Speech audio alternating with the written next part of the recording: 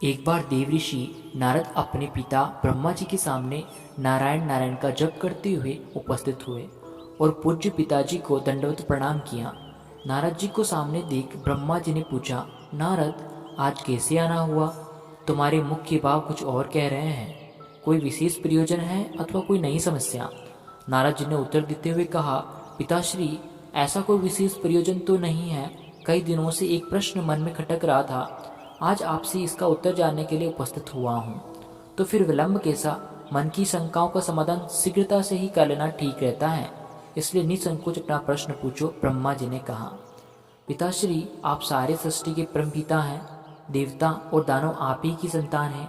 भक्ति और ज्ञान में देवता श्रेष्ठ हैं, तो शक्ति तथा तपाचरण में दानव श्रेष्ठ हैं। परंतु मैं इसी प्रश्न में उलझा हुआ हूँ कि इन दोनों में कौन अधिक श्रेष्ठ है, और अपने देवों को स्वर्ग और दानवों को पातालोक में जगह दी, ऐसा क्यों? इन्हीं प्रश्नों का उत्तर जानने के लिए मैं आपकी शरण में आया हूँ। नारद ने ब्रह्मा जी से अपना प्रश्न बताते हुए कहा। नारद का प्रश्न सुन ब्रह्मदेव बोले, नारद, इस प्रश्न का उत्तर देना तो कठिन है और इसका उत्तर मैं नहीं दे पाऊंगा, क्योंकि वे देव और दानव दोनों ही मेरे पुत्र हैं एवं अपने ही दो पुत्रों की तुलना अपने ही मुख से करना उचित नहीं होगा। लेकिन फिर भी तुम्हारे प्रश्न का उत्तर ढूंढने में तुम्हारी सहायता कर सकता हूँ। तुम आज ही देवों और दानवों को दोनों को मेरी ओर से भोजन का निमंत्रण भेजो। कल ही हम उनके लिए भोजन का आयोजन करेंगे और कल ही तुम्हें तुम्हारे प्रश्न की देव को क्यों स्वर्गलोक में था तो दानव पातालोक में उत्तर मिल जाएगा। नारद तत्काल ही असुरों और देवों को निमंत्रण दे आए। दूसरे दिन दानव ब्रह्मलोक में भोजन का आनंद लेने के लिए पहुंच गए और उन्होंने पहले पहुंचने के कारण भोजन की पहली शुरुआत खुद से करने के लिए ब्रह्मा जी से आग्रह किया। भोजन की थालियां परोसी गई। दानव भोजन करने के लिए बैठे। वे भोजन शुरू करने ही वाले थे कि ब्रह्मा जी हाथ में कुछ लकड़ियां लेकर आए, उनके समक्ष उपस्थित हुए और उन्होंने कहा, आज के भोजन की एक सबसे छोटी सी शर्त है।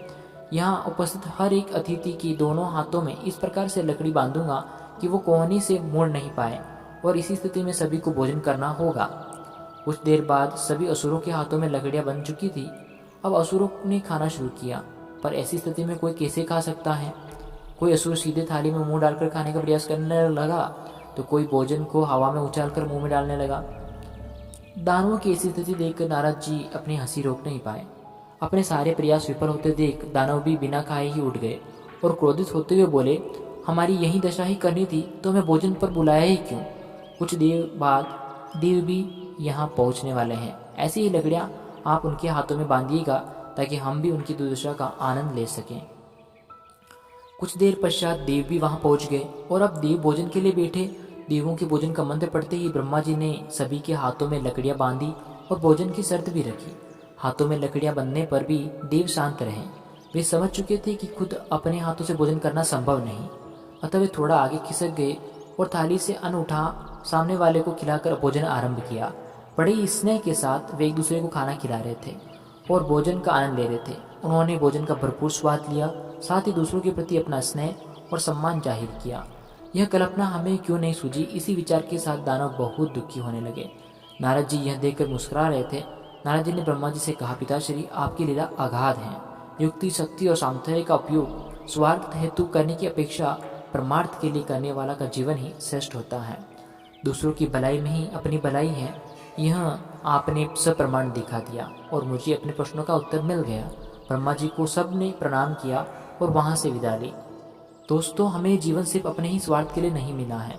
यदि हम इसका उपयोग परोपकार के कार्यों के लिए करते हैं तो निश्चित ही रूप से हमें इसी जीवन में स्वर्ग की प्राप्ति होगी। यदि हम दूसरों को प्यार और स्नेह देंगे तो बदले में हमें भी वही मिलेगा। यदि हम अपने स्वार्थर्य के अनुसार हमारे समाज के लिए एक छोटा सा योगदान भी दे सकें तो यह अपने आप में एक बहुत बड़ी उपलब्धि के बराबर है।